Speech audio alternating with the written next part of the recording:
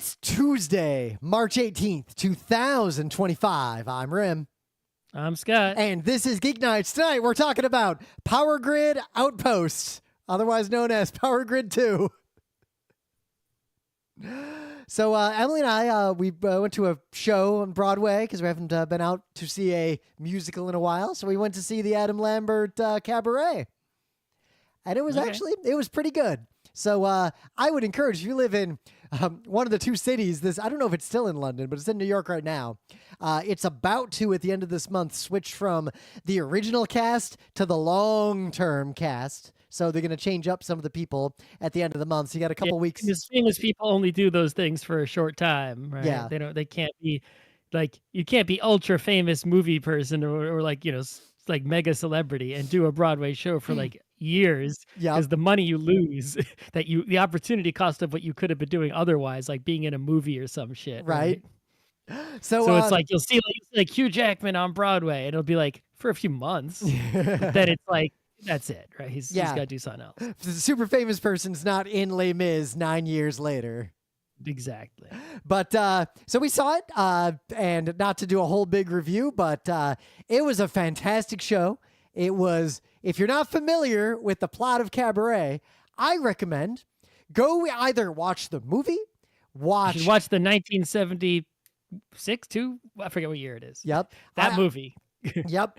Or see the current one, or see a stage play of it, or read the books it's based on, because Cabaret is very, very, very specifically poignant to exactly what is happening right now in the real world in the year 2025. No notes, no changes. Yeah, so there was a novel in 1939, which is called... That's a year, 1939. What was going on in the world in 1939? I don't know, but I didn't know this, but apparently the original novel is called Goodbye to Berlin by Christopher Isherwood. And then there was a play called I Am a Camera in 1951. And then the musical is Cabaret in 1966. Yep. Oh, no. There was a musical in 1966, and then the movie in 1972, directed by Bob Fosse. And the movie for 1972 is what I've seen. That movie is a phenomenal movie. The current musical is very different from that in that this is a tiny stage, minimalist, extremely intimate, interpretive dance-driven musical, like the way it is staged right now. But the coolest thing about it, go look at photos of the venue. They did it in London, now they did it in New York. They recreated the Kit Kat Club. Like they made the venue the Kit Kat Club from Cabaret, and there's even a bunch of people who will sit at little tables around this tiny stage, and the lighting on their tables, they can sell rich people like $1,000 tickets to like sit right there and get a bottle of champagne. But two, those people end up being kind of the background scenery for Cabaret in the theater, because the third notable thing about it, it's theater in the round. You sit in a circle around the stage. Yeah. There's there's at least two of those in the city. Yep. So. I love theater in the round just in general. I love what it requires. Like even just watching it, I can't get out of my head. Like Cabaret is amazing. You're fully drawn in for 3 hours, but I keep thinking they've been talking that way for almost 30 seconds. Right now, they're about to make an excuse to be facing 80 degrees off of that or 90 degrees off of that for a while. And like seeing how they stage it is this whole like game you can play while you're watching a theater in the round. But I highly recommend it. It was great to see. It was a good time. And also the crowd, the people in the audience interrupted the play and gave a standing ovation to a very particular line. And the line was, if you're not against all this, then you're for it. That's right. Yep. I mean, these are people going to a Broadway show. But also based on, so if you're not, the show is about Nazis, like that's what it's about. You didn't know that? Just in case. But I think about a third of the crowd at this performance did not know the plot of Cabaret, because there's a moment. That's part of the deal, is that it's like, it's just, it's called Cabaret. You look at Yep. the poster and you think it's just like some like the most like stereotypical Broadway thing. Like Yep. it's it's like sexy and ooh and whatnot, right? Like a like burlesque, and it's like that's like it's like the most Broadway thing that ever was. And it's it like, does nope, start that gotcha. way. It's a Nazi smasher. Just Yep. got. So at the end of the first act, and there's only 2 acts in this staging of it, basically is that party where the guy, like, you see his swastika, like it's under the armband's under the coat, and like he takes the coat off for a second, and the party goes quiet because everyone sees the swastika. And I think about a third of the people in the audience gasped because they did not know that was going to happen. What did they think that like maybe that was just like not like fourth wall broken, like the actor was right? But I heard the actor was a Nazi IRL, and that wasn't part of the show. But just like the gasp, like it was a moment where, like, even if you didn't know what Cabaret is about, the subtext was there. You should have been able to see that coming to not gasp at that moment. So yeah, more people need to see Cabaret. So, a while ago, I was in the business of upgrading GBAs. I would get a GBA, which we had plenty of, and then I would get a replacement screen that was superior and backlit and a different shell to put it in, and I'd put in a little thing so that it had USB-C power. You basically put a lithium-ion battery in the AA slots, and good times. And then you put a flash cart in there. But then, Rim dumped my NES and his childhood NES on me somehow. I don't know why I let him get away with that. I mean, I don't know how I got away with it. They ended up in your apartment, and that was it. So I had 2 front-loading US NESs from 1980 to 90, whatever, and they didn't function well. And everyone knows that's usually because, they got the lockout chip and the pins on the cartridge slot don't work great like they do on a top loader. Right.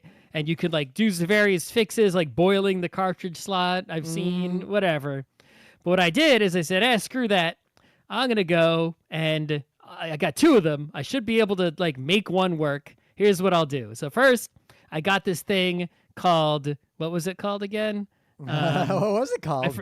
I forget what it was called. But I'm basically NES free right now. It's a replacement cartridge slot. Instead of the normal one, it's called the... I mean, that sounds a lot better than the last time I futzed with an NES. I pulled the cartridge thing out, and I used a little, basically, needle to like bend all the pins up one by one. Yeah, I got the Nintendo drawer, which is a total replacement for the cartridge slot, right? So I put that in there, and I put the game in, and it basically, what it would do is it would load, and you would see like, the text at the start of Mega Man 2 that's like copyright Capcom 19 whatever, and then it would reset. And I was like, dang it. So then I went and I did a bunch of research, and they said, well, I don't have any, I can't literally diagnose this problem, right? What exactly it is. Here's what I'll do. I will cut the lockout chip pin, right? Which is mostly a good thing to do anyway. It only causes a problem in a few circumstances that are really specific, and it's only good in every other circumstance, right? To just not have the lockout chip operating and just games just work. And B, I replaced all the capacitors in the entire motherboard, all of them. I bought a little kit for like a few bucks, and it give you all the capacitors you need and some extras, and you just take all the old ones out and put all the new ones in. And it took me a few hours because mostly the time was like just prying some stuff open and not really. And actually, the hardest part was getting all the old ancient solder off. Once the solder was out and the holes were exposed, putting the new capacitors in like 2 seconds, right? And when I was done, it's really amazing. It feels fake, but like you put a game in and you turn it on and it works instantly and immediately every time. Wow. It's weird. It's like that would feel weird to my entire, like, I imagine it's really myself weird. It's like you just put a game in there and you push power and it's like boom, Mario. Like, I don't know, but it's pretty crazy. I ordered a flash cart, but it's not here yet. It's going to take a while. It's coming from Ukraine. It's going to come though. And And I have the like an upscaler, so it works with a modern television, right? Which is very nice. And yeah, there is, there's a lot of people who have, weird ideas about like, vinyl records or VHS tapes and right using old media and, lo-fi, whatnot, right? But I gotta say, compared to the emulator, there is something about playing a game on the actual NES. I think part of it is, the look, which you can't really get without a CRT. But I can sort of approximate it because the upscaler has like some features.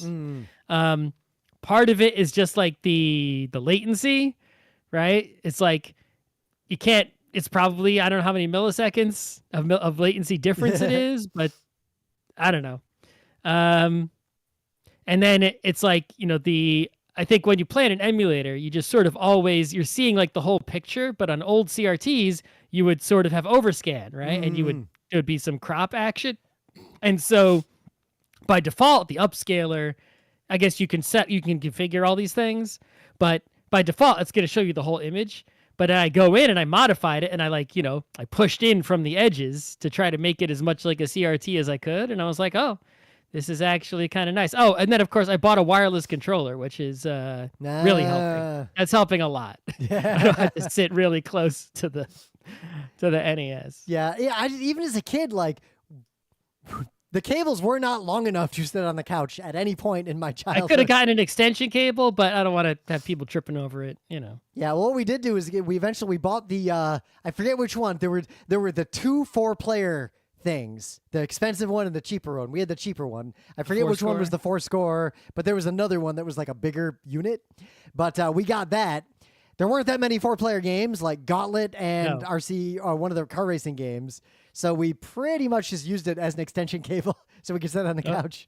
I did do one other modification that I tested it with a multimeter, so I know it's correct, but I haven't tested it with a game, which is I got a thing that you shove in the bottom of the NES that connects 2 pins together with a resistor, which effectively enables the correct fancy music in games like Castlevania 3. So you can hear the Castlevania 3 as it was originally intended by God and I just have to get the flash cart because I need the flash cart so I can load the ROM from Japanese Castlevania 3 to make that work, right?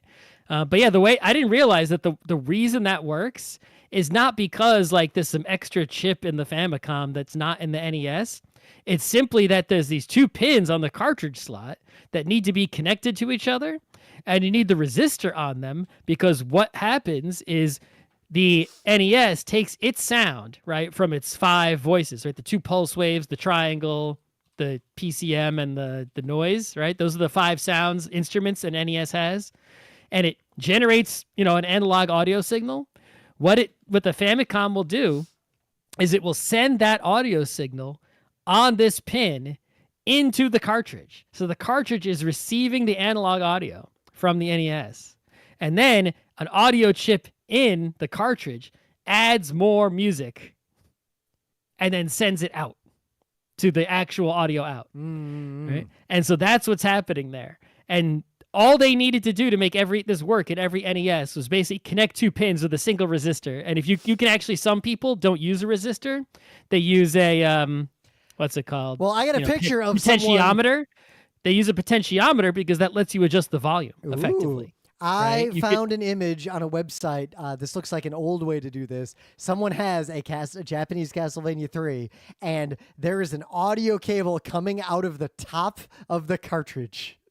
Yep, exactly. So yeah, theoretically, once I get, there's actually another game, some Japanese RPG we never got that was like a very late NES game that actually has, like, if you play it without like on an NES, you just don't hear the music. All the music is added by the cartridge. So that'll be interesting when I can test that out. Yeah. But yeah. So you got any news? There is a big news, but it's like, how big is it in terms of people's understanding? Well, there's this company called Scopely. Have you heard of them? I haven't heard of them before a week or 2 ago. Yep. But Scopely makes and owns a whole bunch of mobile garbage games that you're never going to play probably. And the biggest one they own is Monopoly Go. Most of the games are licensed in some way. Yeah. And you think, okay, Monopoly Go is probably popular with lots of people who you don't consider gamers, right? No, Monopoly Go is bigger than probably every game, other than, Roblox and like one other game. Most games much. that make money are what anyone who listens to Geek Nights would consider the bottom of the barrel. Yeah, to give you an idea of how big the only step below this is malware. Yeah, Scopely is so big, they bought not just Pokemon Go, they bought all of Niantic Games, the whole company, for $3.5 billion. So they just had $3.5 billion just sitting around. Now, I point out, they could, what is worth $3.5 billion in a company like Niantic? Because there are other ways to get Pokemon intellectual property. It's location data. Niantic, from the beginning, you can probably find me talking about this on Geek Nights back when Ingress got launched. Ingress was a prototype of a platform to basically slap intellectual property on a mobile game that will collect detailed location data and mine and crowdsource people going to specific places and gathering metadata for them. Right, but that's one point. But the other point is that yet again, we have a situation where the media coverage and the society's perception of what is big and what is popular and what is worth a lot of money, all right, is drastically different from the reality, right? If you said how big is Fortnite is nothing compared to Monopoly Go, right? Fortnite can't even lick the poop off Monopoly Go's shoe. Right. And yet, if you go to any gaming website, they're like, Monster Hunter is like this biggest deal. And it's like, yeah, that is pretty popular. Huge lines at PAX, right? People fucking love that game, And in fact, compared to Monopoly Go, that game's a masterpiece, even though I'm not going to play it. It's the same situation you see with oh, these are the popular comics in America. And they just ignore things like manga that sell orders of magnitude more in America. Right. It's like, Spider-Man and Batman cannot hold any candle to One Piece. One Piece is the greatest selling comic in the history of comics, period. Except maybe, I don't know if the dog man, the pikey guy, pilky guy, if he's bigger. I don't know. It's one of those two. Probably One Piece, though, because it has the international, right? But it's like, yeah, Monopoly Go is among the world's biggest games, and all the companies you think of, Nintendo, Microsoft, Sony, right? They're nothing compared to Scopely or NetEase, right? They're tiny. And so get your perception straight and in alignment with the actual shape of the world and the gaming industry. Scopely is a company you never heard of, even if you're me, who knows this and has always talked about this. I didn't ever heard of Scopely until a week or two ago, is among the biggest gaming companies there is. Yep. And a game that's that big is invariably free to play. And a game that's free to play is going to make money in one of two ways. Either it's going to trick people like you into buying things within the game with microtransactions you wouldn't have bought otherwise, or you are the product and they're selling you to someone else. Mm-hmm. Well, so if you're out there making games, right? If you hope to make games, if you want to make them for art, go ahead. Just go. That's awesome. If you want to make money making games and you're not making mobile exploitive garbage, like just garbage, selling shit to pigs. Right. If you're not making that kind of game and your goal is to make money by making games, you're doing it wrong. You're lying to yourself thinking that you will make, right? It's like, yeah, you might make a Slay the Spire or a Balatro and make what seems like a lot of money, but it's like, no. Yeah, well, really. what fancy building, what building that people live in makes more money? The high rise for rich people or the slum? Yeah. So in some other news, and this is not gaming news, though I can tie it back to game theory, but it is a big deal. I don't even paying attention to Hell World, but over the last 48 hours, the United States has progressed to a direct constitutional crisis, to the point that I think we might be within days of an Andrew Jackson situation. And I point this out for two reasons. One, on Tuesday, I'm not being flippant by saying you should know the rules of the game when it comes to politics, but I mean that literally. Games are systems, and the American government and the American political system is also a system.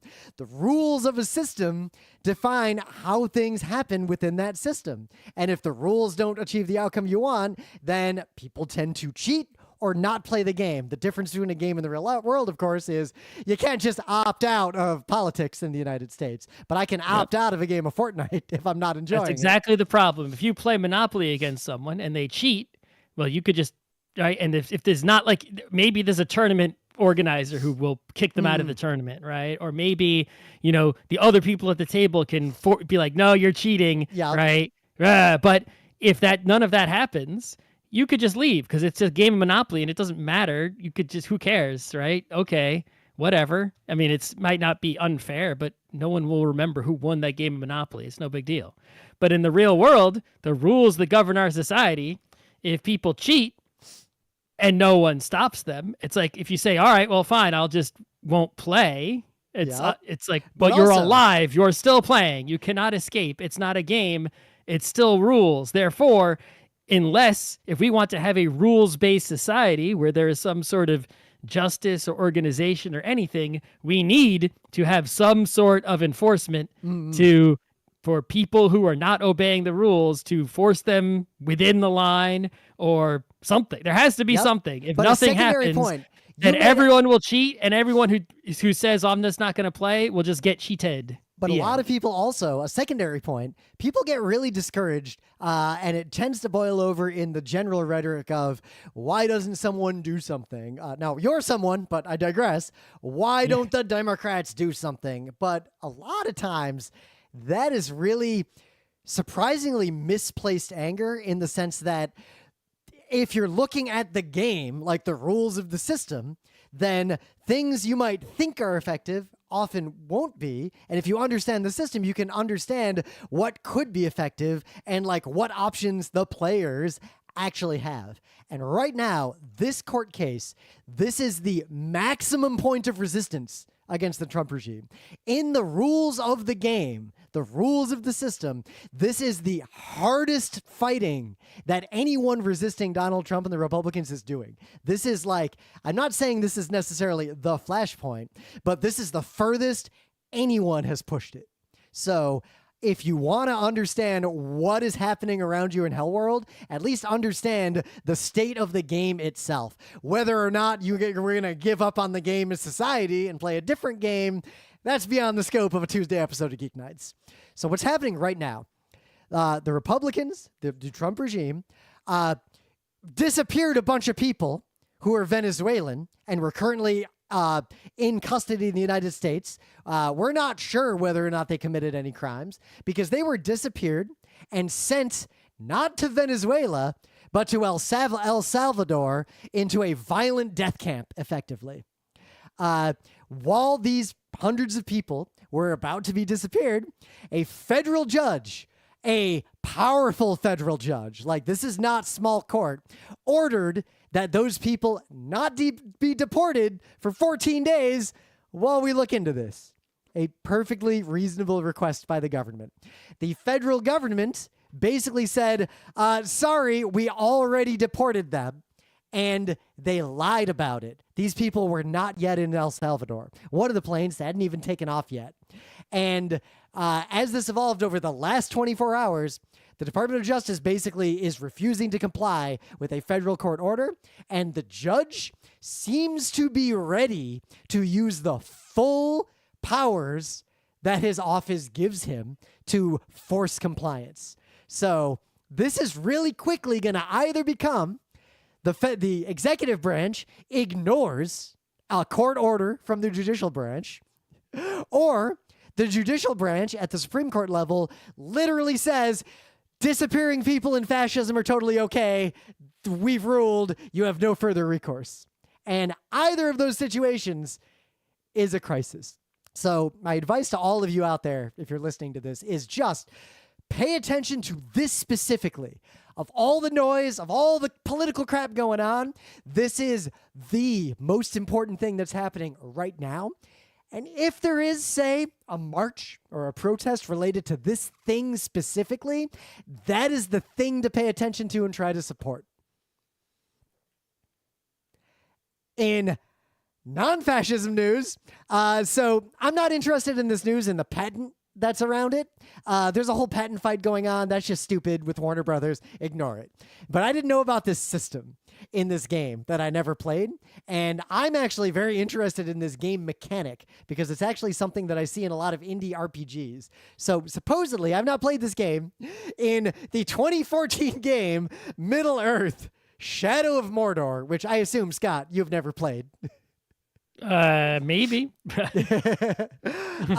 It had a system that was deemed important enough that Warner Brothers patented it and has basically prevented anyone else from using this game mechanic. And the game mechanic is really simple and straightforward. So again, I'm not talking about whether or not this is a legitimate patent, but the system is you're playing this game. And let's say I'll use Mario games as an example. You're playing Mario, and in World 1-1, you beat the first Goomba easily, but that second Goomba makes you hesitate a little bit. Like, you jump back, and then you, fight the Goomba. It takes you a minute to get past this Goomba. The system is, the game remembers that second Goomba was the one that he had some trouble with. That second Goomba now has a name, and that second Goomba is going to come back in World 1-2. And we're going to notice which enemies you engaged with more strongly than other enemies, and then have those specific enemies return and start to have their own semi-randomly generated micro-narrative following you. It builds a nemesis for you while you play and brings that nemesis back and starts to focus the spotlight on those enemies over other enemies. That is pretty clever. It is pretty clever. Say. Think about playing D&D. The best villains in D&D games are the random NPC that the players remember and interact with, and the game master's they really liked Griblo, the clown goblin. Well, I think it also Griblo come back. For a movie for a game that's based on movies, right? Yeah. It's not based on the book. It's based on the movies, right? And so not only in those movies, but in many other Hollywood movies, especially, but others as well, there's a common technique that's used where there's a henchman or some character, right, that stands out a little bit from a crowd, right? So maybe you have a bunch of soldiers and one of them is the guy with the funny hat. Yeah. Or you have a bunch of ninjas and one of them's the one with the bandana.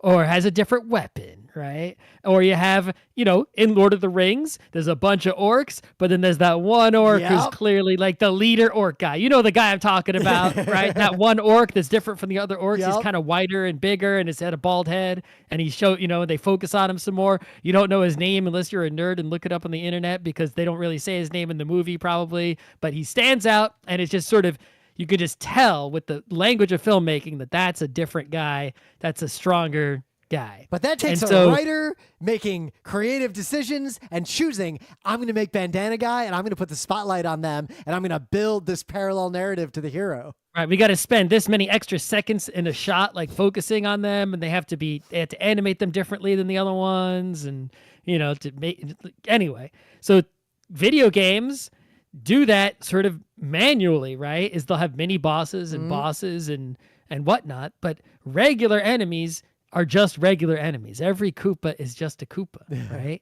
And it's you might have a situation where it's saying Wario 2 and there's spearmen everywhere, but then there's defeat the giant spearman. It's it's a boss that stands out. But in the normal course of the levels, you don't have that thing going on, right? And so this is clever, basically bringing that movie making technique over, to a game. And so I do often complain about a lot of people who failed to get into Hollywood, go to the games industry, and they make games that are mostly just graphics and a bunch of cutscenes. But sometimes there are good fruits from that crossover. Yep. So I'm going to dig a little more. I'm going to learn more about exactly how this mechanic was implemented because it jives so much with specific research I'm doing in RPGs right now for unrelated projects. Yeah, it's like I could imagine it being really good, but I never, not having played the game, I don't know if the actual implementation lived up to the potential. And I'm guessing because of the patent, no one else has tried it. And the worst thing is, in a major release game. This article points out that Warner Brothers even had like there's Batman games. Can you imagine a better place to use a mechanic like that than a game where you're playing Batman? If a goon you interact with is the one that becomes the villain in the second act of the game, and it's whichever one you interact with the most. Like, and you play the game obvious. again, and it's a different guy. Yeah, So the article's more about that, but it's an article from like late February on Kotaku talking about this, meaning this mechanic in this game from 2014 stuck in Kenneth Shepard's craw so long that he wrote an article about it in February of 2025 as part of what got me interested. But anyway, things of the day. So this is more sport related than game related, and I'm going to say the same thing that these two gentlemen say. Don't do anything in this video, and if you do, don't fucking sue me about it. This is a tutorial by who I'm going to charitably describe as the good kind of hick on how to cliff jump. Now, not cliff diving, not like professional cliff diving. I'm talking about... Not talking about Casa Bonita. No, I'm talking about the thing that happened when we were at that waterfall house for that wedding a long time ago, where we're hanging out in this waterfall with a little pool under it in the middle of the woods, and then a bunch of hicks showed up, and one of them climbed like 20 feet in the air and jumped head first into something that I would not jump into from 4 feet off the ground. Shallow waters. So this video is a video that explains with pretty good advice, if you want to do that thing, this is how to do it. And it's 3 minutes long, and you know what? It's pretty good advice about how to do that. I don't think it's, some of the advice is good, but I think the real advice is don't do that. I would do this from 3 or 4 feet. That's not cliff diving. But he says the video is, here's the technique. Stand upright, keep your head above your shoulders, and then start with a low cliff and just keep doing it and grow from there. Start with the small How about a diving board? That seems like a good idea. You're not going to have a diving board in the woods. Assume you're a hick. All you got is a go cliff. to a pool, a swimming pool with a diving board. Do you know how to dive? I know how to dive. I actually took classes. I can jump off a diving board. I've done it many times, but I never try to dive, like an Olympian where you're trying to go hands first with a tiny splash. I did learn head first and backward diving technique, and I can still do it okay to this day. Anyway, what do you got? The Royal Game of Ur is, there's a lot of ancient board games, and the Royal Game of Ur is kind of this most famous one because in terms of proportion of how old it is to how much we understand about it and to how much of it remains, it sort of has the best ratio, right? So in effect, it's sort of the oldest game that we know, board game, kind of, in some sense or another. And there is a community around this game, right? Because it's so fascinating. And the rule sets most that they've developed or agreed upon that are close in some ways to whatever the original was. And then obviously they had to fill in the blanks. And so taking, I think what I believe is the most popular rule set, just a few days ago, these people posted on royalur.net that they have solved the Royal Game of Ur. Now, you have to understand, they didn't solve it in the way that checkers is solved or tic-tac-toe is solved or anything like that, right? We don't have an answer to the Royal Game of Ur, like whoever goes first always wins or whoever goes second can always force a tie. We don't have that kind of answer. What we do have is, because the game contains luck, right? They still, with that luck involved, have mapped out basically the full, right, possibilities of, what board positions and luck you can have, so that no matter what position you're in, they know the optimal move for each player in every possible scenario. And they've mapped the whole thing out, and it's really kind of fascinating. And yeah, check, the whole big article, read it, math, whatnot. Yeah, good stuff. In the meta moment, I will be at ZenkaiCon this coming weekend. This weekend, Friday, Saturday, Sunday. On Friday, I'm doing games you can't play. If you've seen it before, it's the exact same talk. On Saturday, I'm doing the 39 games everyone should play. The cursed panel that I have failed to do 3 times. I assume I'm going to get hit by a bus on my way to ZenkaiCon and not be able to perform this panel. Even if I'm saying is like, when I do that, you do that panel, it does not fit in the time slot. You need to cut. You need to cut or you need to rush the end. You're not going to finish it. I think I have a strategy for this one. I remembered when we did the original 40 games you must play.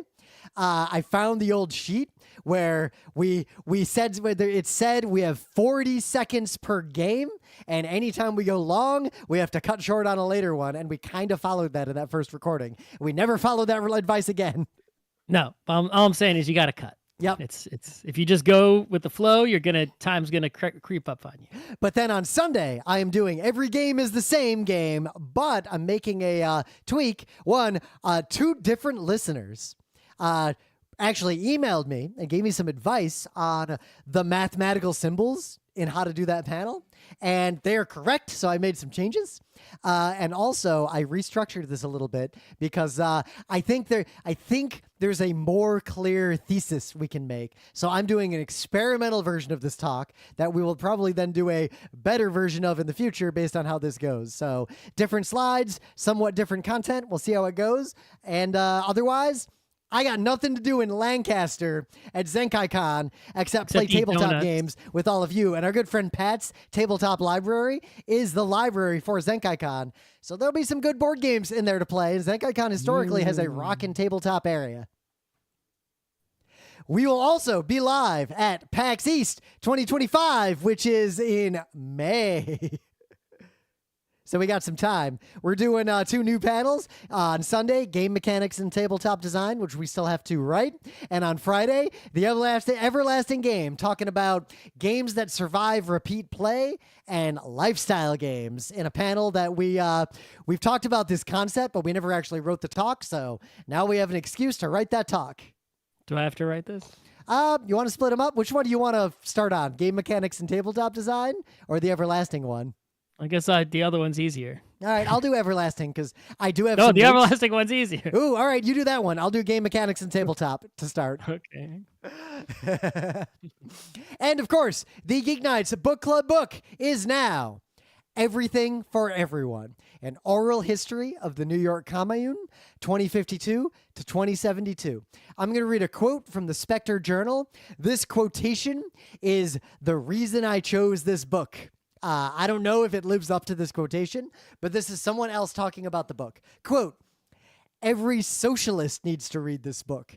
Every abolitionist, every Marxist, every anarchist, every revolutionary needs to read this book. Every person who has ever wondered how the world will function after the final retirement of the market, the commodity form, monies, wages, rent, coercive gender roles, prisons, police, class, is this nation book states. Written by a capitalist trying to be like, you all guys need to read this because this is how it is the dark world you want? You know what? We're going to find out. And we'll see what we think about this book. Emily read the first half and had very positive opinions about it, which is the other reason why I chose this book. So we'll see what we think about it after we read it. It's not that long. The problem is I can't write the opposite book because that's just the newspaper. Yeah. You know what? We already live in the People null don't read hypothesis. that as it is, so... We live in the null hypothesis. I am uninterested in fiction that just extends the null hypothesis into infinity. Tell me about something different. It's be impossible. It would be nonfiction. How could you? It's not. There's no such thing as like. God damn it. Really just, I'm not jazzed about speedrunning the crisis of the early modern period all over again for the 3rd time as society. Can we try a different apocalypse for once? So yeah, let's get into the main bit. We played the new Power Grid Outpost. It's a new game. Well, newish. Came out in 2024 by Friedemann Friese. one of our favorite game designers. There aren't many people who are higher on our list of favorite game designers than Friedemann Friese. We've said things about Power Grid. When did we review Power Grid? That was a long goddamn time ago. Super long ago. Probably Beacon days. We reviewed Power Grid on GeekNights in July of 2007. So we had a lot of thoughts about Power Grid, and we have now played this game, Power Grid Outpost. And I will say, like, quick TLDL, if you don't want to listen to this whole episode, if you've never played Power Grid, I'd say just play this game. If you played Power Grid a long time ago, maybe, and you already own it, I don't know if you need to own this game unless you have played. You definitely don't need to own both games. You do not need to own both games. But for us, people who played Power Grid to destruction, I will say this game scratched an itch, and I saw avenues where I could engage that were beyond what I think the original Power Grid is capable of, because Scott and I, and what I would say are a small group of our friends who are pros, we played Power Grid to the point that the game would literally be determined by, like, in the second round, someone like Scott would end the round with $0 electros left, $0 left. Well, I have a system for playing regular Power Grid that I mostly remember, and it worked quite well. Yep. Like, when we'd play Power Grid, the point spread would be like 3 people are tied and 2 people are 1 point behind them. I don't know if my system was the best possible way to play Power Grid, but it was basically I could write it down if I could remember it all, and it would be if you followed that procedure precisely, I won Power Grid more often than not by following that procedure. Could it be beaten? Probably, but Scott is very good at Power Grid, but I would say I had played Power Grid to the point that I didn't feel the need to play it further. Despite I already had my procedure figured out, and it didn't stop working. So and when I'd lose, like, it would just come down to like turn order or which power plant came out in the third round. So the most important thing about Power Grid Outpost is actually page 2 of the rulebook, because the rulebook has Friedemann's introduction, and this is 1, 2, 3, 4, 5, 6, 7, 8, 9, like 9 paragraphs of Friedemann Friese explaining why he made a new iteration of Power Grid. And actually, he's mostly explaining how he made the original Power Grid. And then at the end, he's like, there's this game called Outpost, and I think we're actually sort of poorly equipped to discuss Power Grid Outpost because it is a combination of Power Grid and Outpost. And we've never played Outpost. I've never played Outpost, which I guess is some famous game from like the early 90s, like 91.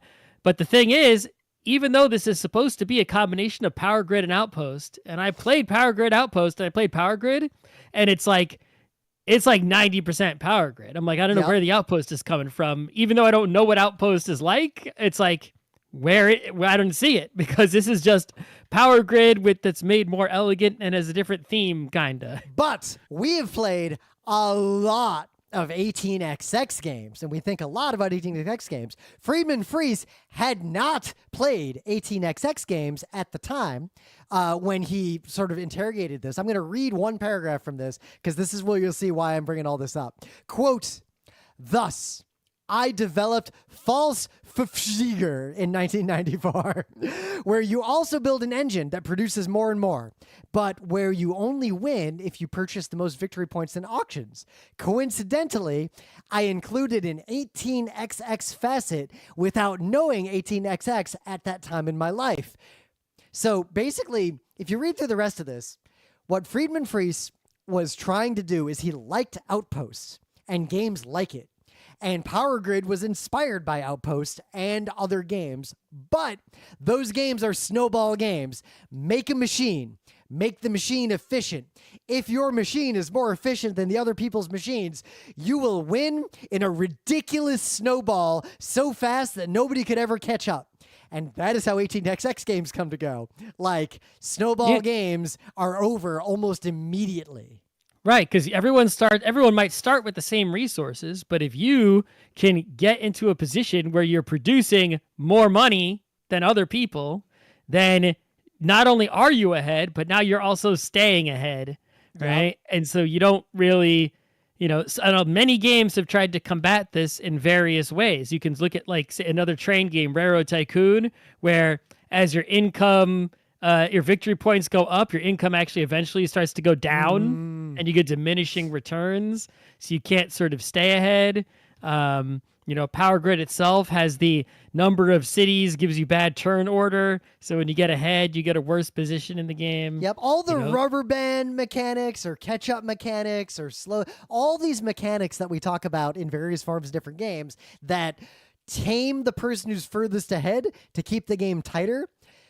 Power Grid Outpost is basically the culmination of Friedemann Friese interrogating this concept and trying to add a sufficient amount of taxes to the machine of Power Grid to make it a more interesting game that snowballs less while still having the efficiency engine building, which is the most fun part of a game like that. Yeah.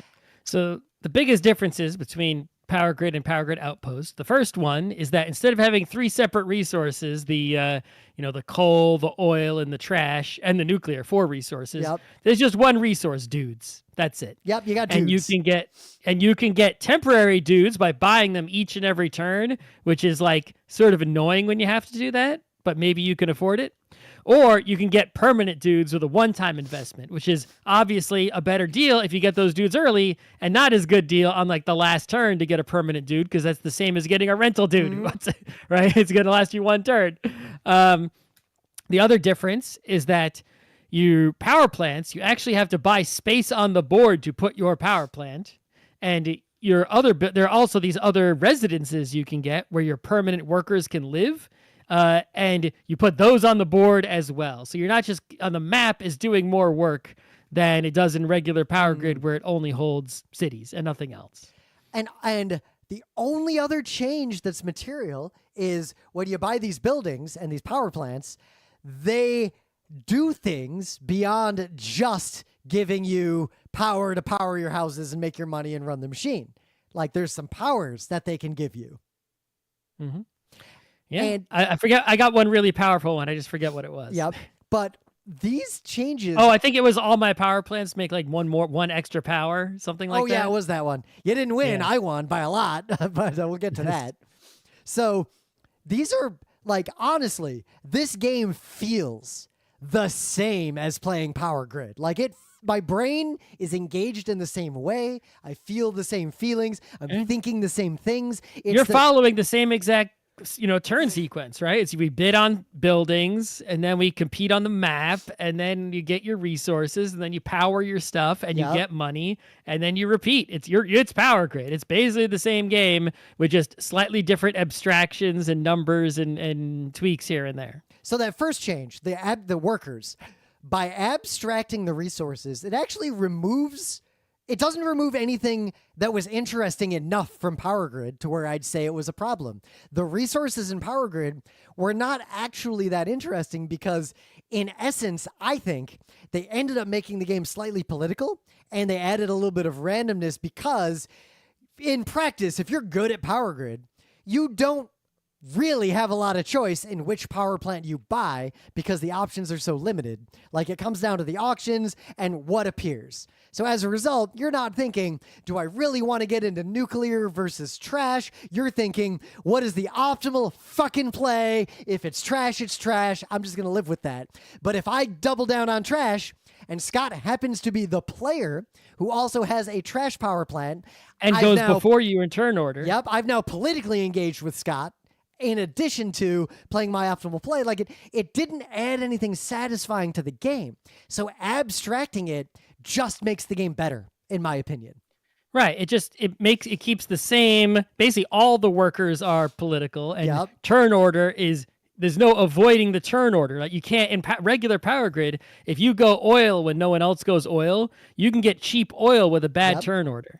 And that means you can get ahead and stay ahead. Here, it's just workers are workers, the end. So your bad turn order is bad turn order. You're going to get the most expensive workers, period. The problem, I think, in that, this is sort of the problem I had with the whole game, but it might have just been because of our player count, and not because we only played it one time, is that in regular Power Grid, the numbers work out such because people can store resources and some power plants need a lot and can hold a lot, and you have so many players competing, is that you can actually get into a situation where, like, yeah, the resources are really expensive. They're like, or they're gone. Like, there's no oil left. Tough shit.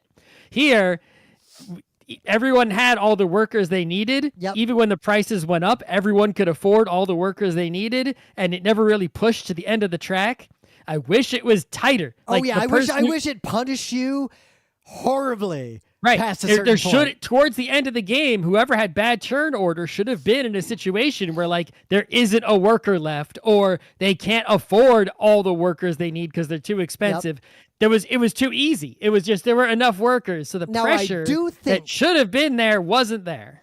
I do think that pressure wasn't there because we played with all pros from the old power grid. Because what I observed in our sample size of 1, I chose to ignore the conventional wisdom of power grid because we played power grid so much that everyone would sandbag to try to get good turn order and would hold back to not be the one pushing the game into the next phase. You don't want to be the one who got one house ahead because you get fucked. And the play in power grid, our ultimate strategies involved sandbag on the correct turn to then fucking jump 5 houses ahead of everyone on the next turn and then get an insurmountable lead. And then at the end of the game, you want to have sandbagged the turn before the final turn. Like, right. I mean, and just like I described, you would want to keep the good turn order and then do shenanigans like being the only one with oil power plants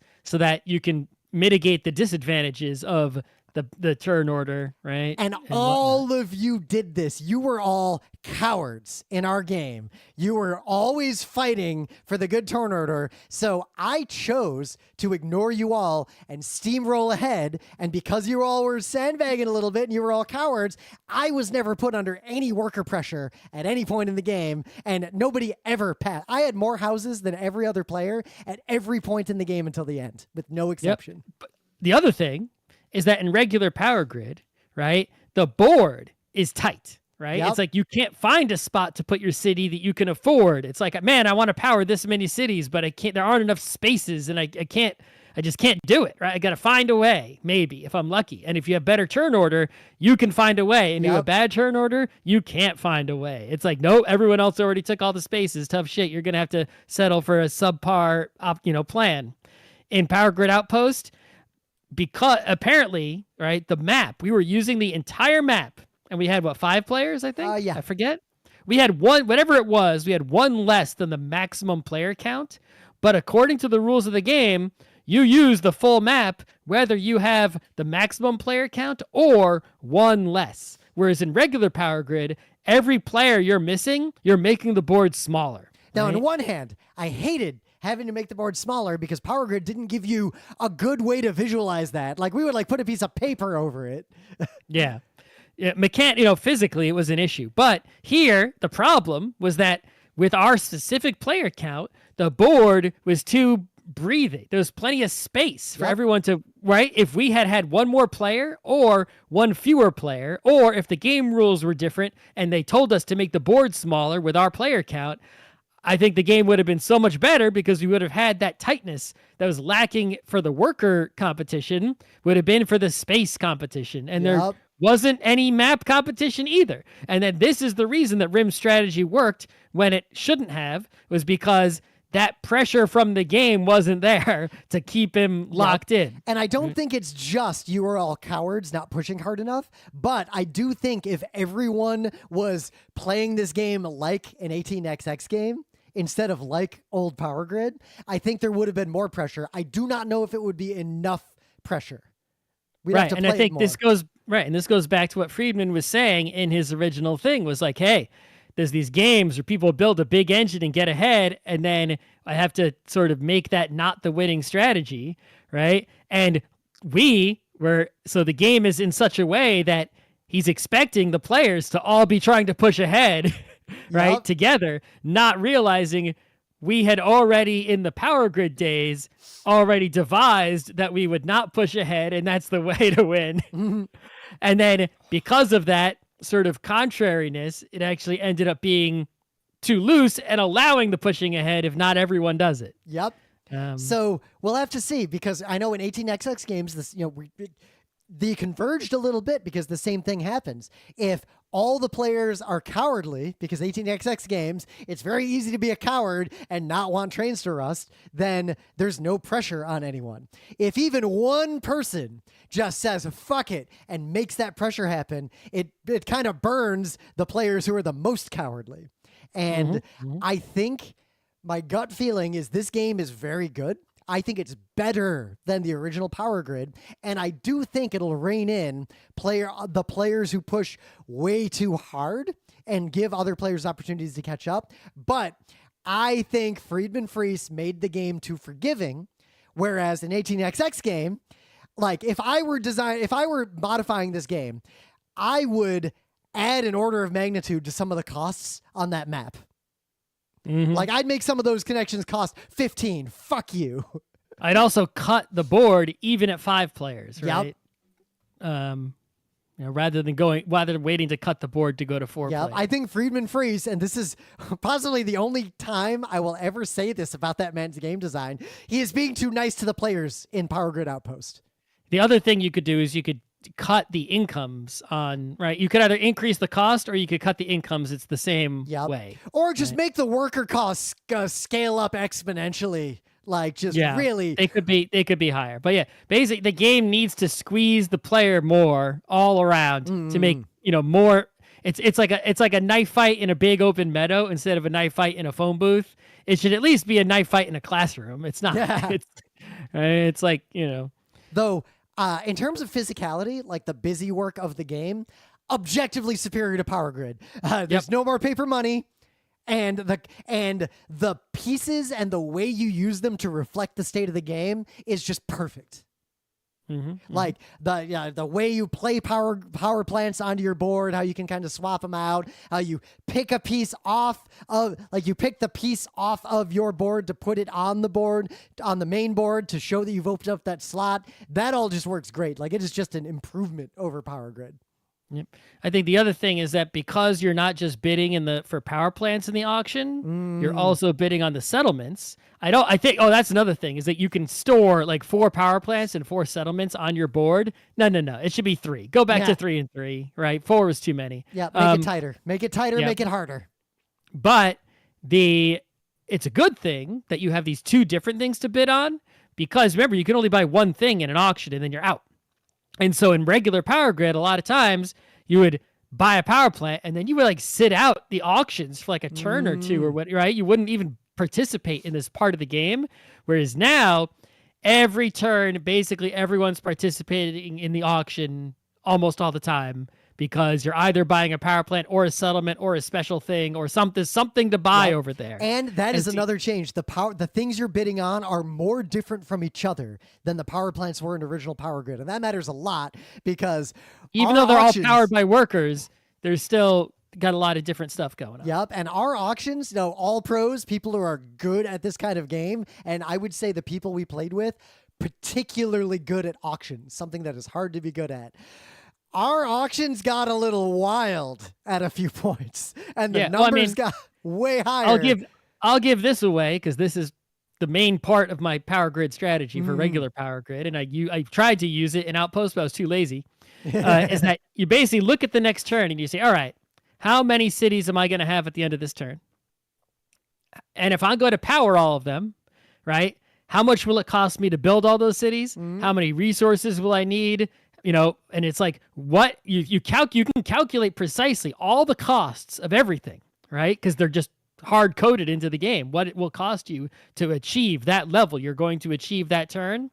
And the only thing you cannot calculate is the cost of whatever building you're going to purchase that turn, because it's an auction. You don't know what it's going to be, but you know how much money you have. So all you do is you say, well, to do all the shit I want to do this turn will cost me 30. I have 80. I will pay 50 in the auction. And that's the most I will pay in the auction for the best thing that I want, whatever it happens to be. And you just do that every turn, because it's fine if you achieve what you were going to do. you'll get your income at the end of that turn, and you'll be back. Then you could do it again next turn. Mm-hmm. And if you go under, great, free extra money to make an even bigger bid next turn. The money doesn't do anything for you at the end of the game except the tiebreaker. So if you're not spending it on something, it's not giving you any power, right? And even if you lose the auction, at least, if I have 50 spare dollars and I make Rim pay 51, well, good. I didn't let Rim get it for 49. Oh, I'd say in pro play, in both power grids, losing an auction is usually better than winning one. Could be.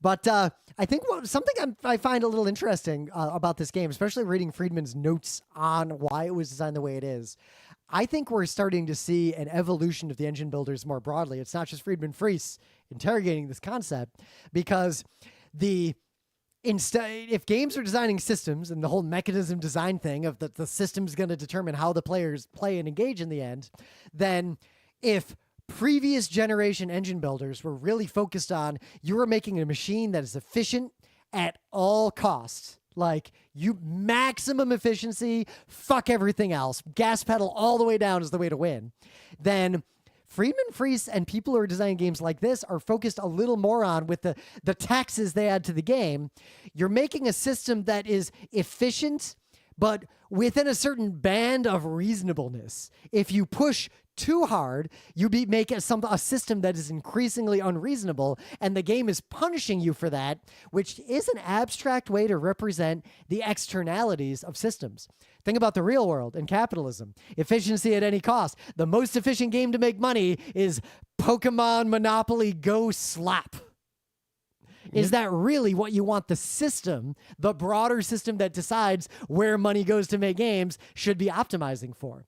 So these systems design, the players who are good at these games are good at finding the sweet spot of optimization without extremes. Mm-hmm. It's hard to design a game that rewards a player for doing that, as opposed to finding the broken part and hammering it until they win. I don't think it's that hard. I mean, we've seen plenty of games that just say, yeah, whoever comes in second place actually wins, right? First place destroys themselves. You could just take that concept of first place. Right. You could take that concept and just extend it to every single turn, right? You could say in Power Grid, whoever powered the most cities this turn actually gets every turn, whoever powers the most cities gets a mega punishment, right? And whoever powered the least cities gets a poor tax. Or a welfare. And you just do that. You just extend that Buddha Babel victory condition to every turn of the game. And now your goal is just always be in second place all the time. But someone's going to be in first. Well, someone's going to be in last. So I'm thinking about the game we spent 10% design that we gave up on, Grease the Wheels, way back when we were working on that. Imagine if every time you bribe, you pay a bribe in that game to get the powers we talked about, your bribe goes in the Castile. And at the end of the game, whoever has the most dollars in the Castile loses. Something like that. Yeah. Or whoever bribes the most, whoever tries to bribe the most actually gets arrested for bribe. Goes to jail. Yeah, but the player who bribes second most, they successfully bribe without being detected because the SEC is busy with the other game. Anyway, if you've never played a Power Grid before, I would recommend just playing Power Grid Outpost. Honestly, in some ways it's better. In some ways it's kind of the same. It's not like Power Grid's bad. What I do think is that these games are mostly redundant. They're different. Oh, yeah. But there's no reason to have both of them unless you're studying them or some shit for some reason. You can just study the rule books online for free. You don't need to buy them both. If you're buying a game to play it, you only need one or the other. If I bought Power Grid Outpost, I would sell Power Grid. Yeah, I mean, I think I have Power Grid, so there's no reason for me to buy Power Grid Outpost. Yep. But I do want to play this game at least 2 more times with pros. I would love to play it with instead of 5 players, either 6 to squeeze the board space, or 4 so the board would get cut and hopefully be smaller. Yep. Note, Hansa Teutonica of all games also solves that problem. It has the board for 4 or 5 players and the separate board for 3 players for a reason. Mm-hmm. Mm-hmm. Mm-hmm.